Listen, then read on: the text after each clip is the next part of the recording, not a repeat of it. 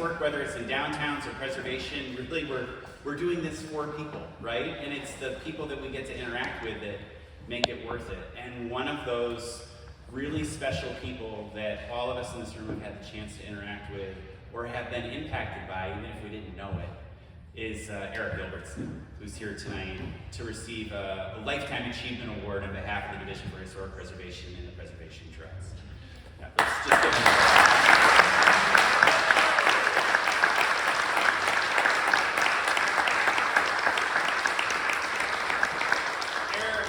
Eric is an institution.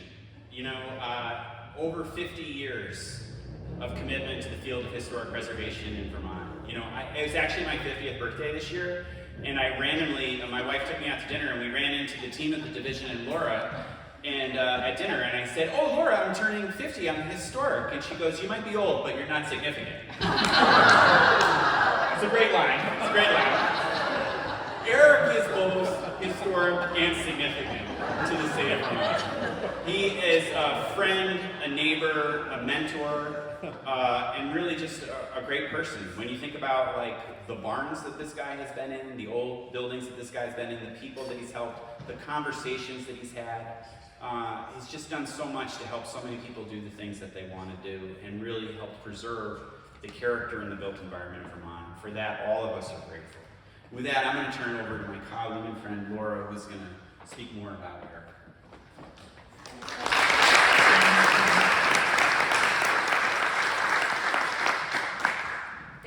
Thank you. So, I have to say, within weeks of my arrival at the Vermont State Historic Preservation Office, Eric Gilbertson summoned me to lunch.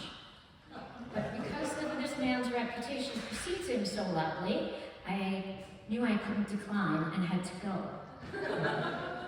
I was a naive newcomer to Vermont, but I was treated to an absolute master class at lunch at Julio's.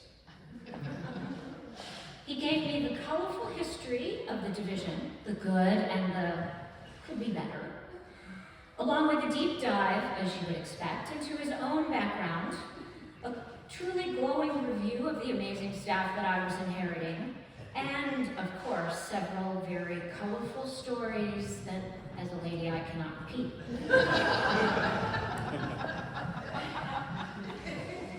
Over the years, Eric became my personal history hotline. Whenever a disaster struck, I knew I didn't need to call him because within minutes, he would be calling me. When the 2023 floods hit downtown, our downtowns, most of us were panicking. Eric? Not so much. He just viewed it as an excellent opportunity to inspect the structural integrity of everyone's historic foundations by boat. But seriously, he told me where to find the files from previous flooding disasters and what worked well for the recoveries. There was also the one time that sticks in my mind when we realized we had to move the New Haven Depot, a very, very special building, sitting just a mere 14 feet from an active railroad line. The building would vibrate as the trucks and the trains went by. And Eric never told me what to do when he called. Instead, with his trademark flair, he casually said, "Well, let me tell you a story about when the train actually smacked right into that very depot." I was horrified on the other end of the phone, and he continues, "So I raced down to New Haven Depot and climbed over the train car to get inside the building to assess the damage." And I'm hyperventilating at this point, because I'm not doing that. But then he says to me, "Well, it really occurred to me at that point that maybe this wouldn't make a very good state historic site for the public to visit." For 30 years, Eric ran the division in one way or another, signing off on practically everything. His signature is all over our archives, which has led to a daily game of office roulette. When I open an old file and think, "Wow, really an idea. Who reviewed this? Oh, there's Eric's signature." But then I open another file and look at it and think, "Good grief, who thought this was a sane choice? Oh, it was Eric." His expertise expertise blankets the state. There isn't a Vermont barn, covered bridge that hasn't been scrutinized by his keen eye or graced by his iconic suspenders. Even though Eric left the Vermont Division for Historic Preservation in 2006 and was, as Paul Broom says, saved by PTV, still to this day, when we meet the public and talk to people about their historic barns and bridges and farms and houses, we inevitably get the same statement. Well, Eric told me, or Eric said I could do this. Right. But my absolute favorite comment comes from the public is always, you know, your SHPO meetings are much shorter than Eric's ever were. He loves to talk. But that quality, as well as many of his others, endeared him to everyone and has made him truly rememberable. He is retired, and I use that term very loosely, because he remains hyperactive. He keeps tabs on everything from local Montpelier issues to national preservation challenges and even our funding. He might have slowed down a bit, but given the chance, I know he'll climb up to the top of the barn just to see if it's structurally sound. Again, I'm not doing that. He has a lifetime of experience and a massive wealth of great stories, most of which are entirely unfit for polite company, but will cause a great belly laugh. But best of all, during my toughest moments on this job, Eric always knew how to lighten the load. He always made me laugh, usually with one of those highly inappropriate stories that leaves me completely speechless with absolutely no response. Because of this unparalleled legacy, Eric was the only logical choice. Please join me and Ben in honoring this year's Preservation Lifetime Achievement Award winner, Eric Gilbertson.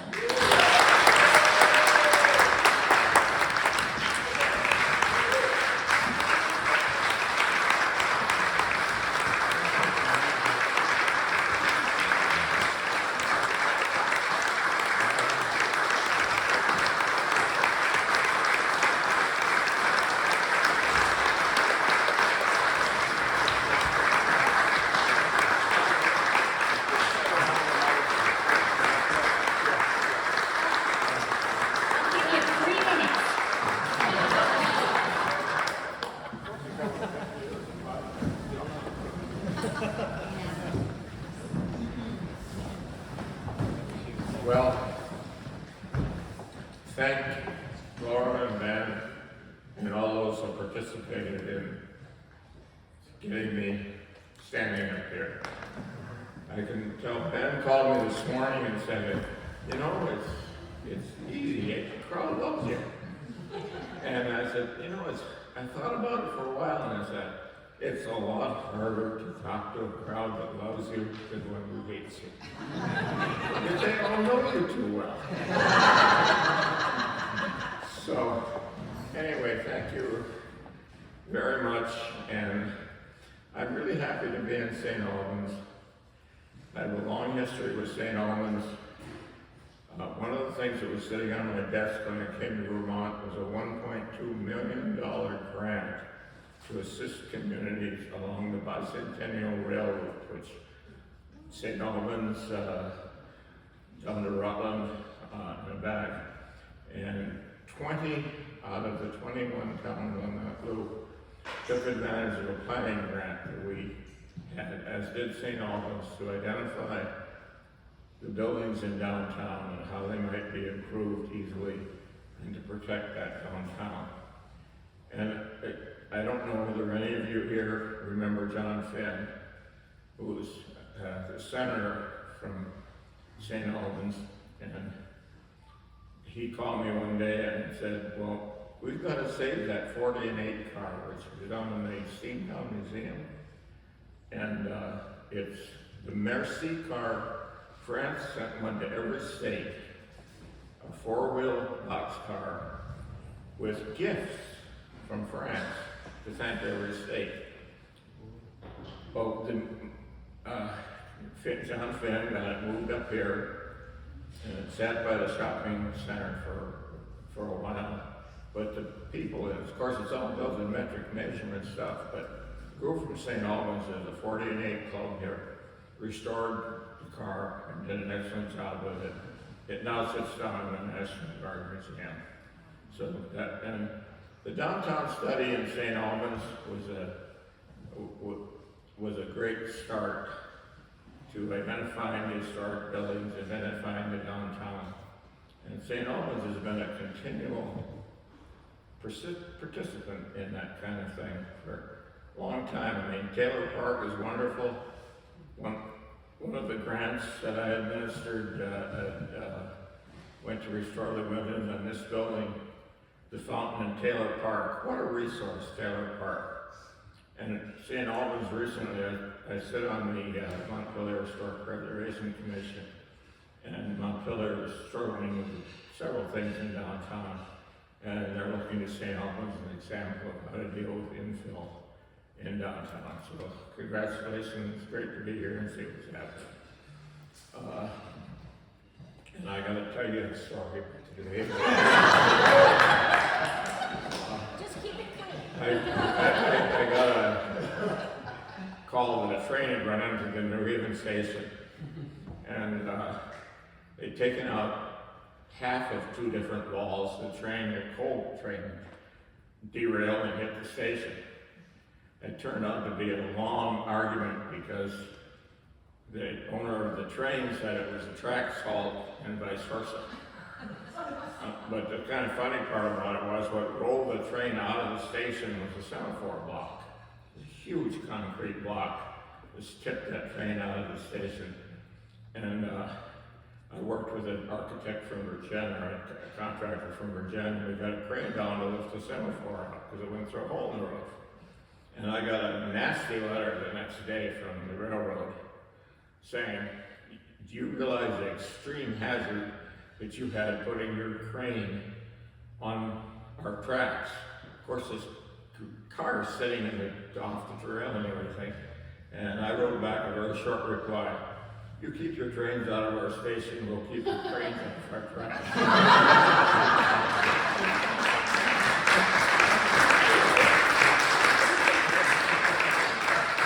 That was finally resolved, and the attorney from the state that I work with, oh boy, I always wanted to sue the railroad. The legislature was kind enough to appropriate money to fix up the station and do the repairs on it. A contractor had their office in there for a long time. I've got another St. Albans story. When they built the shopping center down there was a car manufacturing building that was 100 feet by 200 feet. And it was a brick building, clear span, no. And they wanted to demolish it. And I'm doing my historic preservation duty. I objected to that because St. Albans is sure a railroad town. And they did a study of the tie rods that went across. And they said, oh, that they're too weak, the building's gonna fall down. And I talked to some of my friends in the Agency of Transportation, and we took one of the tie rods, which was wrought iron instead of standard steel, and pulled it on a machine to see how much it would break. Well, it was 10 times stronger than the specs they used. And what supermarket in St. Albans wouldn't want covered parking? I could never understand that. But the building, all it needed was a new roof. So, anyway, enough stories. But one of the things, I came here from Indiana, and I guess the funny part of the story is that I did some work involving architecture when I was a graduate student there. And my faculty advisor advised that I apply for a job of starting the historic preservation in Indiana. Indiana, I think, was the last state to have a preservation program. So I went up for the interview and everything. I later I read the brochure for the Park Service before I went, and I turned out to be the best qualified candidate. And because I knew more than people that were interviewing me, and all I knew was in the brochure. But you know, I got an education there. The Historic Landmarks Foundation, which was their nonprofit, very well. Eli Lilly endowed them with a $13 million endowment. What a start! Anyway, they were very good and helped me a lot in education. The feds actually send people out to spend a week with me, training me. And there was an absolutely overwhelming public desire for preservation action by the state. And they kind of refused to respond. So I decided to leave, and I came to Vermont. And what did I find in Vermont? I found the 1975 Historic Preservation Act in place, Act 250 in place, all protecting historic resources. And the Preservation Act is great. It's established the position of state archaeologist. So we went on and got an archaeology program going. It was amazing, and then that $1.2 million was sitting there. And that ended up doing, with that money, doing 105 projects. So it was pretty amazing what I found here. And you know, I think it's a long time ago, but people forget history. And I'd like to mention Bill Penny. Some of you know him, some of you don't. And he came here in '67. Vermont was way ahead. It was one of the first states to start a program in its infancy. And then Chester Leeds, who went on to start the Historic Preservation Program, and an architectural historian named Courtney Fisher, really set a basis in the state for moving forward. And you know, they had a survey going. The survey was basically equivalent to the National Registry, and the chief historian for the Park Service said that. So that was something to build on. It made it easy. And the people, you know, people have mentioned this before, it's really the people in preservation. You know, I sat down when Laura and Ben told me I was going to get this, and I said, well, what did I do? What did I accomplish? And then I thought, it really wasn't me, it's the people I work with. And they're wonderful staff at the division. And my grandfather ran a bunch of logging operations in several states, making railroad ties. And he ran out of Chicago, but he told me his advice to me was, hire a good person and let them do their job. And I'm trying to follow that, and people let me do my job. And some of the landmark things I think that, you know, that happened, we had the first barn grant program in the state. It's actually for agricultural buildings, and it followed shortly from our regular historic preservation grant program for nonprofits. And we established the first underwater historic sites in the state. Now, Laura, you got to deal with him. Yes. You got your diving outfit yet? I never did either. I went for one dive. But we were the first state to have that underwater resource. And you know, I think about another thing. I arrived at Vermont was Senator Leahy had gotten elected the year before I got here, and his chief of staff then was somebody we all know, Paul Room, and they really added something different to preservation, realizing that it wasn't just buildings, it was community, it was people. It's something different, historic buildings, and so much of the preservation movement in that time was, let's save this building, let's save this building. And saving buildings really helps communities. It puts them together. And an old phrase in preservation you don't hear very often anymore is a sense of time and place. If you preserve the historic downtowns, that's a sense of time and place. When people come home after moving out, they recognize the buildings, they recognize the place, they know where they are. Unlike so many other communities across the country, it doesn't matter where you are. All looks the same, the malls all look the same, everything looks the same. But, and then the other organizations, of course, Paul started the Preservation Trust in 1980, a tremendous alliance, and even working with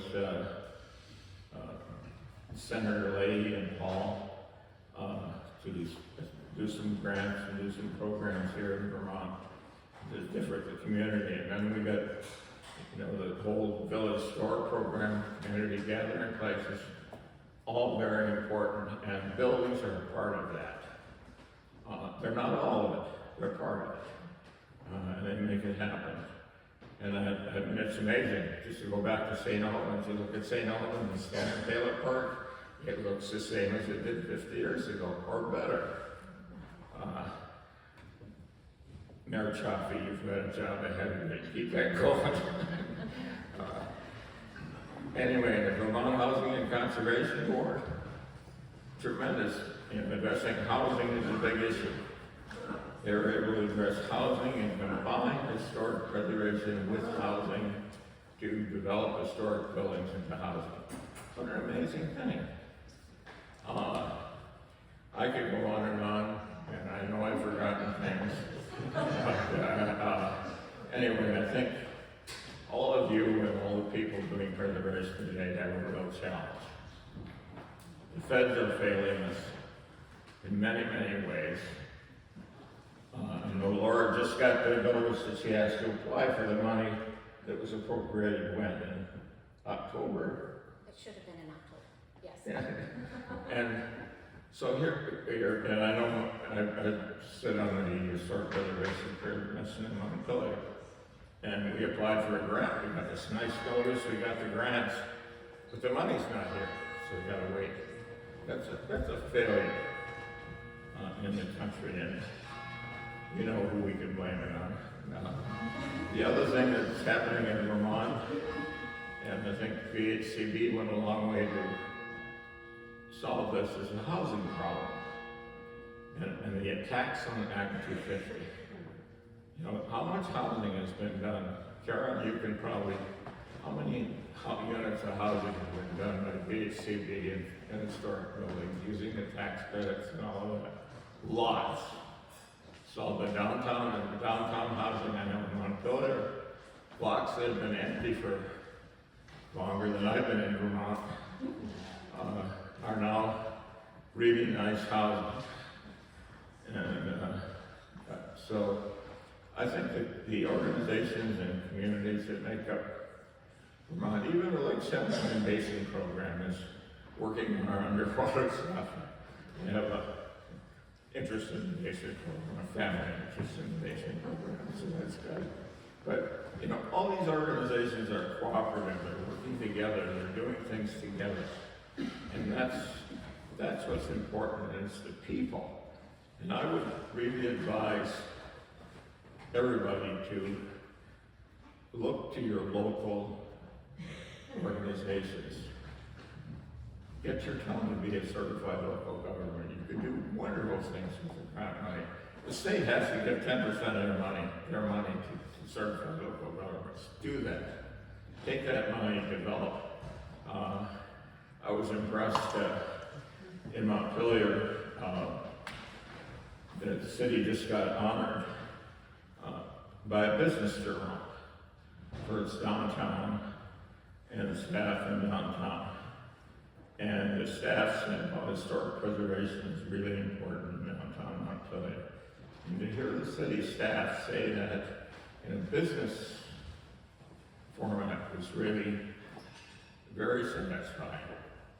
And I think that's the way we need to work. We need to develop and promote these downtown organizations, the downtown and the local people, train as preservationists, So I think the young people sitting in this room have a big challenge, probably a bigger one than we faced before in historic preservation, because there really are questions going on. I mean, Act 250 is very important in historic preservation. They haven't really attacked the historic preservation agreement yet, but they will. And the feds, I don't know, one ironic thing I think is, how many times did you see Section 106 in the national news? Not until Trump started tearing down the West Wing, painting the executive office building, and painting the reflecting pool blue. Everybody's arguing about that and citing 106. They need a federal review of that by the advisory council. That's important that the historic preservation becomes that kind of an issue. I would say in terms of affecting people, that can all be fixed. Buildings can be fixed. But the people that are being harmed today can't be fixed. So get out there and make your local organizations strong. Oh, one of the things one of the things, Chester Leeds went on to start the UVM Historic Preservation Program, which is another one of the partners in preservation across Vermont, contributing all kinds of staff people to the division, to other organizations, to the Preservation Trust. Great program because it really emphasized, rather than the academic learning of historic, how to describe a building, what the different orders of columns were, it really kind of emphasizes getting on the ground and working to solve preservation programs. So Vermont is a great place to live, great historic resources, and great people. Thank you all.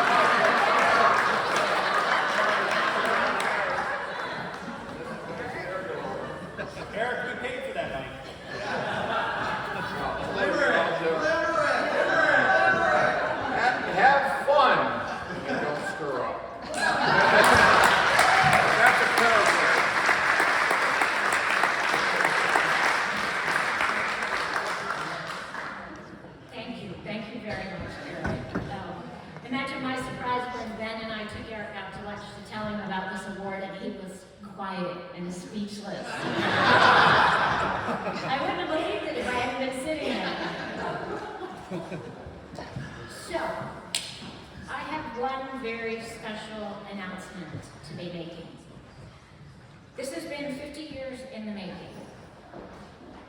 So, the Vermont State Historic Preservation Office is officially recognizing Ben Doyle as historic.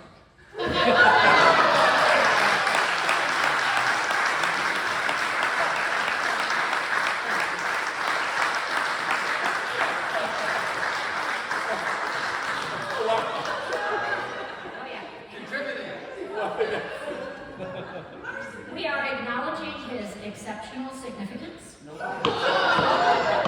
his notable integrity. Now, just like getting listed in the real National Register of Historic Places, there's a strict 3-step process. It's a pretty high bar to be clear, so don't feel bad if the rest of you don't make the historic cut just yet, or those of us that lie about our age don't meet step 1.